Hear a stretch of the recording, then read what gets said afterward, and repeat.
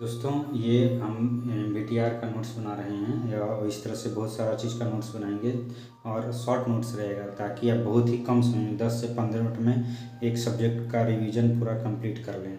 चाहे जैसे जो छोटा छोटा बुक है, जैसे बीटीआर हो गया, एसपी रूल हो गया और जितना भी तरह का है, सीएमआर का भी शॉर्ट नोट्स बनाएंगे ताकि बहुत ही कम टाइम में आप उसका पूरा रिवीजन कर सकें। तो ये बीटीआर का स्टार्ट किए हैं। तो ये जो साइन कन्वेंशन है, ये ध्यान दीजिएगा कि ये जो है नॉट लेस देन और ये इक्वल होता है नॉट ग्रेटर देन और इक्वल टू के। मतलब कि अगर बोला जाए कि नॉट लेस देन 6 डेज है, तो नॉट लेस देन 6 डेज मतलब कि 6 दिन से कम नहीं होना चाहिए, यानी 6 दिन से ज़्यादा हो सकता है या फिर 6 दिन तक हो सकता है, इसीलिए उसको हम ऐसे लिखते हैं। तो जहाँ भी ये मतलब थोड़ा सा समझने के लिए अच्छा रहता है कि 6 दिन से ज़्यादा और या फिर 6 दिन, इसीलिए ये साइन की जगह पे हम ये यूज किए हैं। इसमें साइन का यूज इसलिए कर रहे हैं ताकि हमको लैंग्वेज लिखना ना पड़े और जब रिवीजन करते हैं ना, तो ये सब साइन अच्छा हेल्प करता है जल्दी जल्दी रिवीजन करने में। फिर पढ़ना, फिर उसको उसका मतलब समझना टाइम लग जाता है काफ़ी। तो चलिए स्टार्ट करते हैं फर्स्ट शेड्यूल से। फर्स्ट शेड्यूल में ओपन कास्ट के बारे में दिया हुआ है कि जो भी ओपन कास्ट में वर्कर आता है तो उसको काम करने के लिए जब एम्प्लॉय किया जाता है तो उसको सबसे पहले वोकेशनल ट्रेनिंग देना है। ठीक है, तो वोकेशनल जो ट्रेनिंग है वो मोर देन और इक्वल टू 6 डेज, यानी नॉट लेस देन 6 डेज, 6 दिन से कम नहीं होना चाहिए। थ्योरेटिकल और गैलरी ट्रेनिंग, ये वोकेशनल ट्रेनिंग का देख लीजिएगा प्रेस ग्रुप में किसको किसको देना है, क्योंकि ये वोकेशनल ट्रेनिंग सबको नहीं देते हैं। जो सेकंड शेड्यूल है, सेकंड शेड्यूल में कहता है कि अंडरग्राउंड ट्रेनिंग देना है। तो अंडरग्राउंड ट्रेनिंग में यहाँ देख लीजिए ओपन कास्ट का जो 6 दिन का ट्रेनिंग है वो भी मिलेगा और साथ साथ में अंडरग्राउंड के लिए ये अलग से 6 दिन का ट्रेनिंग मिलेगा। तो टोटल इसका कुल मिला के 12 दिन का ट्रेनिंग हो जाएगा, यानी more than equal to 12 days. Third schedule में गैसी माइंस के लिए ट्रेनिंग दिया गया है। गैसी माइंस जब ये एमबीटीआर बना था ना, तो गैसी माइंस को अलग से डिफाइन किया जाता था। तो उसमें फर्स्ट डिग्री को ही केवल नॉन गैसी माइंस कहा जाता था और बाकी सेकेंड और थर्ड डिग्री को गैसी माइंस कहा जाता था। इसलिए उसमें ये उस समय जब बीटीआर बना था तो गैसी माइंस के लिए अलग से शेड्यूल था। उसमें एडिशनल ट्रेनिंग देना का प्रावधान था 6 दिन का, यानी 6 दिन ओपन कास्ट का, 6 दिन अंडरग्राउंड का और 6 दिन गैसी माइंस का, अलग से टोटल मिला के 18 दिन का ट्रेनिंग हो जाता था, यानी नॉट लेस देन 18 डेज, या फिर इसको कहिए ग्रेटर देन और इक्वल टू 18 डेज। अब फोर्थ शेड्यूल में क्या कहा है, फोर्थ शेड्यूल में रिफ्रेशर ट्रेनिंग के बारे में बोल रहा है। रिफ्रेशर ट्रेनिंग देना है सभी वर्कर को। ओपन कास्ट और सरफेस वाला जो वर्कर है उसको 3 दिन से अधिक, नॉट लेस नहीं, यानी 3 दिन से ज़्यादा या 3 दिन के बराबर सरफेस और ओपन कास्ट वाले वर्कर को रिफ्रेशर ट्रेनिंग दे सकते हैं यहाँ पर। और ये सब जो 3 डेज है, यानी एक टॉक में ये डिवाइड किया गया है। तो जो एक दिन यानी एक टॉक, तो एक जो टॉक होता है कम से कम 2 घंटा से कम का नहीं होना चाहिए। ठीक है, और अंडरग्राउंड के लिए यही चीज़ है, 3 दिन और ये 6 दिन अंडरग्राउंड, टोटल हो जाएगा 9 दिन का रिफ्रेशर ट्रेनिंग दिया जाएगा, यानी 9 टॉक दिए जाएंगे। और गैसी माइंस के लिए 3 दिन, 6 दिन और 6 इधर का, मतलब ये 3, ये 3, ये 6 अंडरग्राउंड का अलग से था जो टोटल 9 हो गया था, और फिर इसमें से 6 ऐड कर दीजिए, टोटल हो गया 15 दिन, यानी more than equal to 15 days का ट्रेनिंग देना है गैसी माइंस वर्कर के लिए। रिफ्रेशर ट्रेनिंग देना है। ठीक है, रिफ्रेशर ट्रेनिंग का शेड्यूल होता है, ये रिफ्रेशर ट्रेनिंग जब भी वो ड्यूटी वर्कर ज्वाइन करता है ना, तो रिफ्रेशर ट्रेनिंग आपको 1 महीने के भीतर उसको देना रहता है। कब? जब वो उसका एब्सेंट 1 साल से ज़्यादा हो या फिर हर 5 साल में कम से कम एक बार उसको रिफ्रेशर ट्रेनिंग देना रहता है। ताकि training of special category worker, इसमें टिम्बर मिस्त्री मिलने आता है, वैसे टिम्बर मिस्त्री जो न्यूली अपॉइंटेड हैं, नए अपॉइंटमेंट हुआ है, और या फिर पुराने वर्कर जो 6 महीने से अधिक टाइम के लिए इस काम में एम्प्लॉयड नहीं थे। और 6 शेड्यूल में क्या बोलता है, 6 शेड्यूल में बोला गया है कि training of person in handling of explosive, जो पर्सन एक्सप्लोसिव के हैंडलिंग में इंगेज्ड हैं उनको ट्रेनिंग देना, लेकिन इसमें शॉर्ट फायर और ब्लास्टर नहीं आएगा। ठीक है, इसमें जो नए वर्कर अपॉइंट हुए हैं वो आएंगे, या पुराने वर्कर जो कि 6 महीने से अधिक समय के लिए इस काम में इंगेज नहीं थे ठीक है। शॉर्ट फायरर ब्लास्टर को छोड़ के बाकी वर्कर आएंगे इसमें 6 शेड्यूल में। और 7 शेड्यूल कहता है कि training of person on short firing. वैसे पर्सन जो कि शॉर्ट फायरिंग में इंगेज्ड हैं या रहना चाहते हैं, जैसे कि वैसे कैंडिडेट जो कि short firer certificate of competency exam में जो बैठना चाहते हैं। पहले शॉर्ट फायरर का भी सर्टिफिकेट मिलता था ना, तो इसके लिए भी एग्ज़ाम होता था। तो उस एग्ज़ाम में अगर कोई बैठना चाह रहा है तो उसके 3 महीने के अंदर उनको ऐसा ट्रेनिंग प्रोवाइड करवाया जाता था, ठीक है। या फिर वैसे शॉर्ट फायरर या ब्लास्टर को ट्रेनिंग दिया जा सकता है जो कि किसी दूसरे माइंस में एम्प्लॉयड थे पहले, और उस माइंस में उनको इस तरह का कोई ट्रेनिंग नहीं दिया गया था, तब जा कर के इस शेड्यूल के अनुसार उसको ट्रेनिंग मिलेगा। और इसमें एक पॉइंट और है कि इसमें वैसे वर्कर जो कि क्वालिफाइड तो हैं शॉट को फायर करने के लिए, लेकिन वह एज ए शॉट फायरर काम नहीं कर रहे थे 6 महीने से या उससे अधिक टाइम तक के लिए। मतलब कि जो पीछे का जो 6 महीना है और उससे अधिक का जो टाइम था ना, उस समय तक शॉट फायरिंग वो नहीं कर रहे थे। तब जा कर के ऐसे व्यक्तियों को 1 महीने के अंदर में, एम्प्लॉयमेंट के 1 महीने के अंदर में इस तरह का ट्रेनिंग देना है शेड्यूल 7 के अनुसार। 8 शेड्यूल में कहता है कि periodic training in gas testing. मतलब इसमें जो सर्टिफिकेट होल्डर हैं गैस टेस्टिंग का, उनको हर साल एक बार मतलब कि पीरियोडिक ट्रेनिंग देना है। और वैसे पर्सन जो कि न्यूली पहली बार एग्ज़ाम में बैठना चाहते हैं सर्टिफिकेट लेने के लिए गैस टेस्टिंग का, उनको एग्ज़ाम के 3 महीने के अंदर इस तरह का ट्रेनिंग प्रोवाइड करवाना है गैस टेस्टिंग का। ट्रेनिंग सेंटर प्रोवाइड कराना और उसको मेंटेन करवाना किसका काम रहता है? ऑनर का, एजेंट का और मैनेजर का, तीनों का, ठीक है।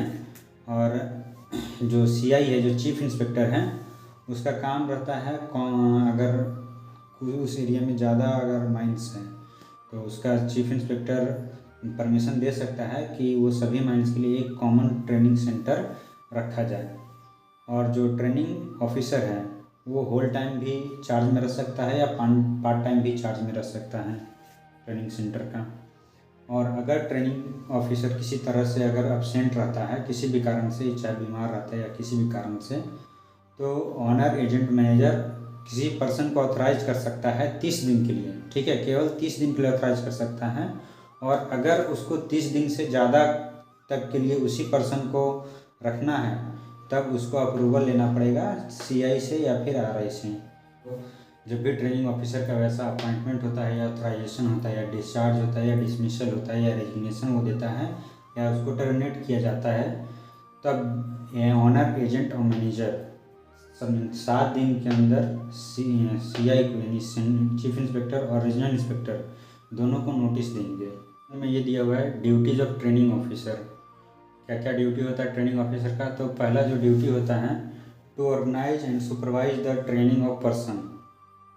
मतलब कि जो भी पर्सन है उनका ट्रेनिंग का सुपरविजन करना, उसका ट्रेनिंग को ऑर्गेनाइज करना, यही काम होता है। और दूसरा में है कि टू मेंटेन रिकॉर्ड्स। किसका रिकॉर्ड्स मेंटेन करना है? ट्रेनिंग्स का रिकॉर्ड मेंशन करना है। जो भी उनके अंदर जो भी पर्सन आ रहे हैं ट्रेनिंग के लिए उनका रिकॉर्ड मेंटेन करना है। और एक प्रोग्रेस रिपोर्ट भेजना है मैनेजर को, वीकली भेजना है, ठीक है।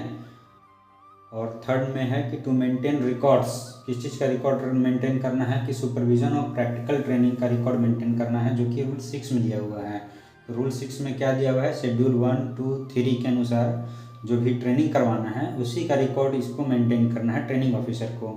और जो ट्रेनिंग ऑफिसर है किसी को भी डिस्चार्ज कर सकता है, जो कि उसको ये सब रूल को मेंटेन करने के लिए ज़रूरी है। अगर उसमें कोई भी पर्सन बाधा डाल रहा है तो उसको वो डिस्चार्ज कर सकता है। और जो ट्रेनिंग ऑफिसर है अपने वर्क का रिकॉर्ड रखेगा और उसको चीफ इंस्पेक्टर को भेजेगा थ्रू ऑनर, एजेंट और मैनेजर के थ्रू भेजेगा। और पूरे at the end of every year, मतलब हर साल के अंत में उसको ये रिकॉर्ड CI को भेजना है ऑनर, एजेंट, मैनेजर के थ्रू। ट्रेनर का क्या क्वालिफिकेशन होना चाहिए? कि वो अटेंड करना चाहिए नॉट लेस देन 6 लेक्चर। किस पे होना चाहिए? सेफ्टी इन माइंस पे होना चाहिए लेक्चर। कम से कम 6 लेक्चर वो अटेंड किया हुआ रहना चाहिए, ठीक है। और उसका सिलेक्शन कौन करेगा? ऑनर, एजेंट और मैनेजर करेगा। और इस बेसिस पे करेगा कि वो स्किल्ड होना चाहिए, एक्सपीरियंस्ड होना चाहिए, aptitude of guidance and practical training का ये एप्टीट्यूड होना चाहिए। और फॉर्म ए में ट्रेनिंग ऑफिसर क्या करता है, इशू करता है एक सर्टिफिकेट इनिशियल ट्रेनिंग का। इनिशियल ट्रेनिंग मतलब कि जो पहली बार माइंस में एम्प्लॉयड होने वाले रहते हैं उनका सर्टिफिकेट इशू करता है इनिशियल। और फॉर्म बी में ट्रेनिंग ऑफिसर सर्टिफिकेट किसको देता है, जो रिफ्रेशर करने आ रहे हैं। 3 तरह का ट्रेनिंग सेंटर होता है, ये सर्कुलर से लिए हैं data. Vegetable training centre, group training centre, और तीसरा होता है यूनिट ट्रेनिंग सेंटर। ठीक है, तो वेजिटेबल ट्रेनिंग सेंटर किसको सर्व करता है, ये ग्रुप ऑफ माइंड्स को सेम सर्व करता है और सेम मैनेजमेंट का होना चाहिए ये ट्रेनिंग सेंटर।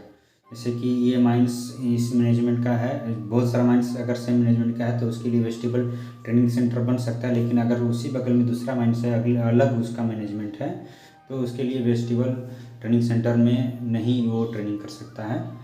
और यहाँ पे जो एम्प्लॉयमेंट है पर्सन का 10,000 या उससे ज़्यादा होना चाहिए, लार्ज टाइप का होता है।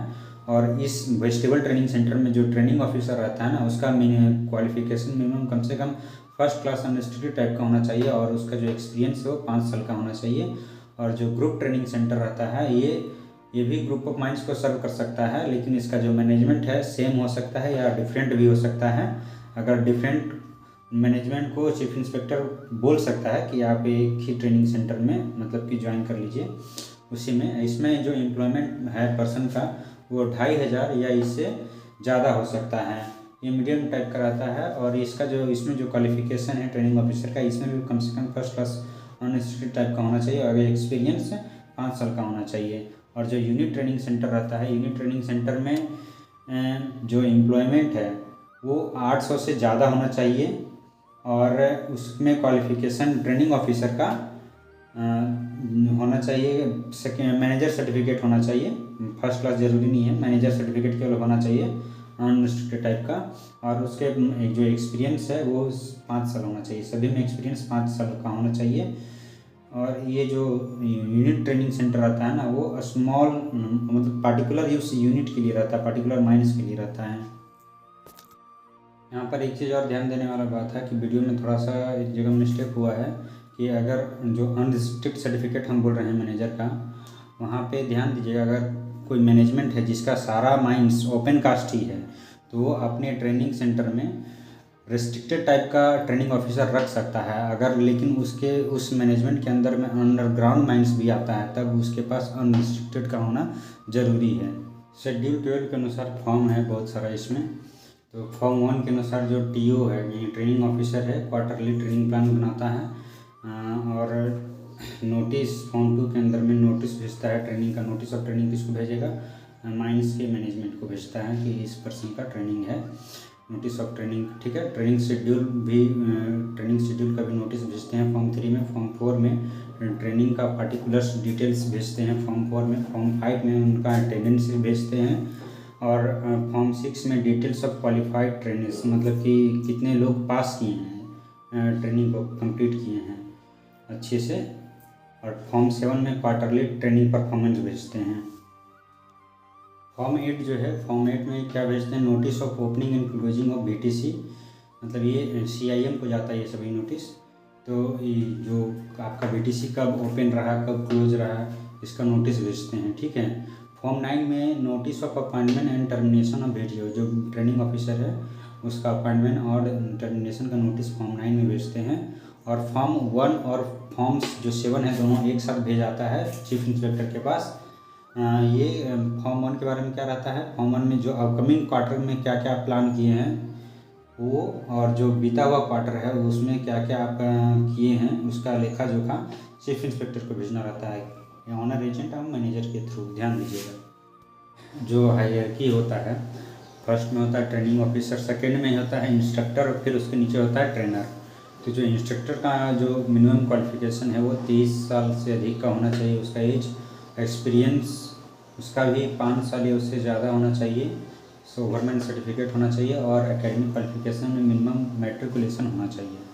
ट्रेनर का भी एक्सपीरियंस, ट्रेनर में क्या है कंडीशन, एक्सपीरियंस्ड ओवरमैन होना चाहिए और 2 ट्रेनिंग से अधिक नहीं होना चाहिए एक ट्रेनर के लिए। मतलब 2 रख सकते हैं, ये उससे कम भी रख सकते हैं, 1 भी रख सकते हैं, लेकिन 2 से ज़्यादा नहीं होना चाहिए।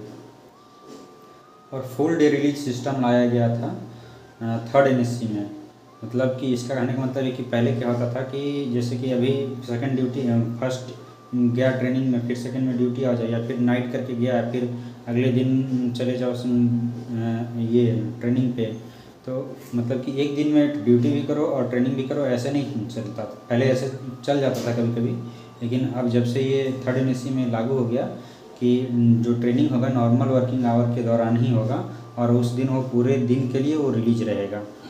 इसमें जो ब्रिटिश गैंग है और फैन अटेंडेंट हैं उनको थ्योरेटिकल ट्रेनिंग 5 दिन का दिया जाता है, जॉब ट्रेनिंग 2 दिन का, और फीडबैक या डाउट सेशन क्लियर करने के लिए 2 दिन का ट्रेनिंग दिया जाता है। तो पूरी तरह से इनका 9 दिन का ट्रेनिंग हो जाता है। ये भी पूछता है कि किस पर्सन को कितना दिन का जॉब ट्रेनिंग दिया जाता है, या थ्योरेटिकल ट्रेनिंग दिया जाता है, या टोटल कितना दिन का ट्रेनिंग दिया जाता है।